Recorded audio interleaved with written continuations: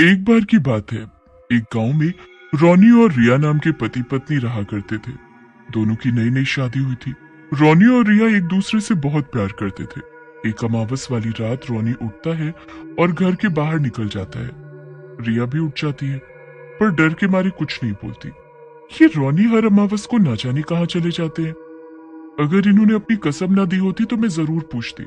रिया रात भर बेड पर यूं ही बेचैन लेटे लेटे रोनी का इंतजार करती रहती है।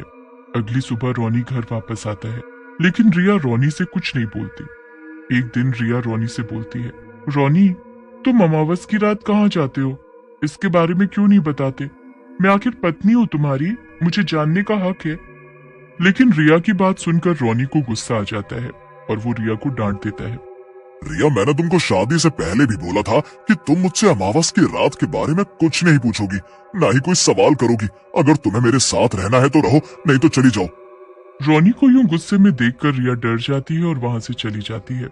लेकिन उसके मन में रोनी की बात घर कर जाती है। तुम कुछ भी कहो रोनी, मैं अमावस की रात का रहस्य जानकर रहूंगी। धीरे धीरे समय बीत जाता है और अमावस की रात फिर से आ जाती है। रात के समय कुत्ते जोर जोर से भौंकने लगते हैं। हवाएं जोर जोर से चलने लगती है। रिया भी आंखें बंद कर सोने का नाटक करने लगती है। रोनी रात में उठता है और दरवाजा बंद कर बाहर निकल जाता है। रिया भी उसके साथ उठ जाती है। आज मैं जानकर ही रहूंगी कि ऐसा क्या है इस मनहूस अमावस की रात में। ऐसा कहकर रिया रोनी का पीछा करने लगती है। रोनी चलते चलते गुफा के अंदर घुस जाता है। रिया भी पीछे पीछे वहां तक आ जाती है और गुफा के अंदर झांकती है। गुफा में बहुत अंधेरा होता है। अरे बाप रे, गुफा में तो बहुत अंधेरा है। ये रोनी इतनी अंधेरी गुफा में क्या कर रहा है?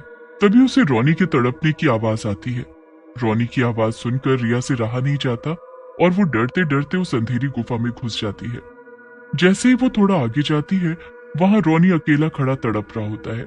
रिया डर के मारे वहीं छुप जाती है। ये रोनी को क्या हो रहा है? ये क्यों तड़प रहा है? रोनी की आवाज बदलने लगती है और वो कुत्ते की तरह रोने लगता है और उसका शरीर भी धीरे धीरे बदलने लगता है। ये देखकर रिया की हालत खराब हो जाती है और वो बहुत डर जाती है। अरे बाप रे, ये तो इंसान से कुत्ता बन रहे हैं, वो भी इतना डरावने। इधर कुत्ता बनने के बाद रोनी गुफा से बाहर निकल जाता है और रोड पर घूमने लगता है। तभी उसे लखन नाम का एक शराबी दिखता है। रोनी उसके पास जाता है। तू ही अपुन का सच्चा दोस्त है।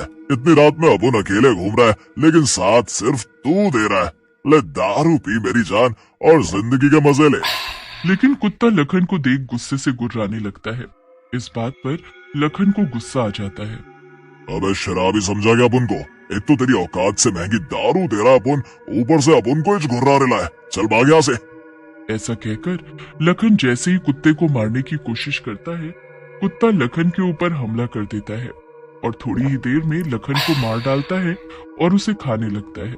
ये सब रिया दूर खड़ी देख रही होती है।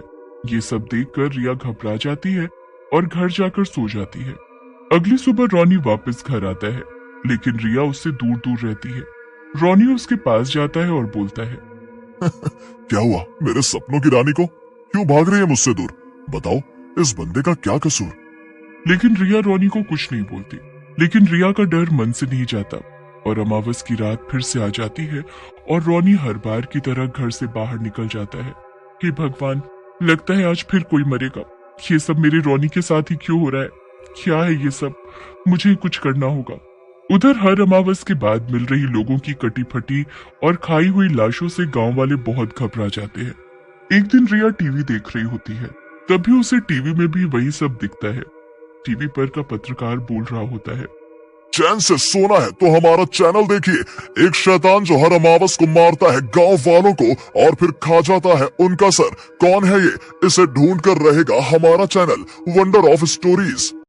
ये न्यूज देखकर रिया घबरा जाती है और बोलती है, हे भगवान, ये तो वंडर ऑफ स्टोरीज चैनल पर भी आ गया। यहाँ के रिपोर्टर तो बहुत तेज हैं। इससे पहले इन्हें रोनी के बारे में कुछ पता चले, मुझे रोनी को इस मुसीबत से निकालना होगा। उधर रोनी भी अपने साथ हो रही इन बातों से बहुत दुखी हो जाता है। हे भगवान, ये सब क्या हो रहा है? इन सब लोगों की मौत का कारण मैं हूँ। मुझे अपने आप को मार डालना चाहिए। ऐसा कहकर रोनी एक चाकू से अपने आप को मारने जाता है, लेकिन तभी वहां धुआं ही धुआं हो जाता है और धुएं में से एक चुड़ैल बाहर निकलती है। रॉनी रॉनी रॉनी, तुम अपने आप को नहीं मार सकते। तुम जब भी कोशिश करोगे मैं यहाँ आ जाऊंगी मेरे गुलाम तुझे बचाने। रॉनी चुड़ैल को देखकर गुस्से में आ जाता है। रॉनी, तुझे तो मैं आजाद कर दूंगी, लेकिन फिर तेरी जगह कौन आएगा? मुझे तो तेरी पत्नी रिया भी अच्छी लगती है, क्यों ना उसे भी तेरे जैसा ही बना दूं? हाँ? रिया का नाम लेते ही रॉनी घबरा जाता है और चुड़ैल से बोलता है, नहीं नहीं, तुम रिया को कुछ नहीं करोगी, वो मेरी पत्नी है, मैं उससे बहुत प्यार करता हूँ, तुम जैसा कहोगी मैं वैसा ही करूंगा। रॉनी की बात सुनकर चुड़ैल कहती है, That's like my boy. चुपचाप जो मैं बोलूं करते रहो, नहीं तो अगला नंबर रिया का। ऐसा बोलकर चुड़ैल वहां से गायब हो जाती है, लेकिन रिया रॉनी और चुड़ैल के बीच हुई सारी बात सुन लेती है। रिया रॉनी के पास जाती है और बोलती है, रॉनी, मुझे नहीं पता था तुम मुझसे इतना प्यार करते हो। तुम चिंता मत करो, मैंने सब सुन लिया है और मैं तुम्हारे साथ हूँ। हम मिलकर इस चुड़ैल का सामना करेंगे। फिर अगले दिन रिया रॉनी के साथ जंगल में एक साधु के पास जाती है। रॉनी को देखते ही साधु मुस्कुराते हुए कहते हैं, आओ रॉनी बेटा, मुझे पता था तुम एक दिन जरूर मेरे पास आओगे, मैं तुम्हारा सालों से इंतजार कर रहा था। साधु की बात सुनकर रिया और रॉनी हैरान रह जाते हैं। रिया साधु से बोलती है, सालों से बाबा, क्या आप हमारे बारे में जानते हैं? आप क्यों इंतजार कर रहे थे? रिया बेटा, सिर्फ इस जन्म ही क्या, मैं तुम्हारे हर जन्म के बारे में जानता हूँ, और ये भी कि तुम इस जन्म में रॉनी के कुत्ते बनने से दुखी हो। साधु की बात सुनकर रॉनी साधु के पैरों में गिर जाता है और बोलता है, बाबा मुझे बचा लो, वो चुड़ैल न जाने कहां से आ गई और मुझे कुत्ता बना दिया है। वो हर अमावस को मेरे हाथों निर्दोष लोगों को मरवाती है, मुझे बचा लो बाबा। बेटा, वो पिछले जन्म में तुमसे प्यार करती थी, लेकिन तुमने उसे ठुकरा दिया था और उसने आत्महत्या कर ली थी। तब से वो चुड़ैल बनकर तुमसे बदला ले रही है। लेकिन बाबा, अब क्या होगा? हम उस चुड़ैल के चंगुल से आजाद होना चाहते हैं, कोई रास्ता बताओ बाबा। रास्ता तो है रिया, लेकिन उसके लिए तुम्हें अपनी जान देनी होगी और चुड़ैल बनना होगा, क्योंकि जीते जी तो तुम उससे मुकाबला नहीं कर सकती। साधु की बात सुनकर रॉनी घबरा जाता है और बोलता है, नहीं नहीं बाबा, मैं ऐसा नहीं कर सकता, कोई बात नहीं, मुझे मर जाने दो। तभी वहां धुआं धुआं हो जाता है और चुड़ैल वहां आ जाती है। तुम इस बुढ़े से मदद लेने आए हो? कुछ नहीं कर सकता ये पाखंडी बुढ़ा। आज तेरी रिया तो गई रॉनी। लेकिन तभी वहां एक चुड़ैल और आ जाती है और पहली चुड़ैल को देख देख कर हंसने लगती है। मेरे रहते तू मेरी रॉनी को छू भी नहीं सकती।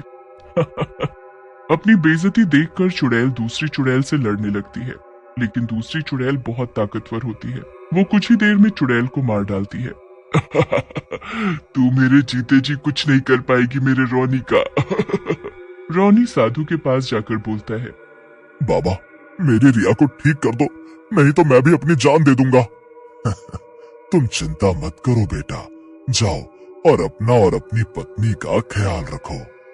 ऐसा कहकर बाबा चुड़ैल बनी रिया के ऊपर पवित्र गंगा जल छिड़क देते हैं। रिया एकदम से ठीक हो जाती है और साधु बाबा भी वहां से गायब हो जाते हैं।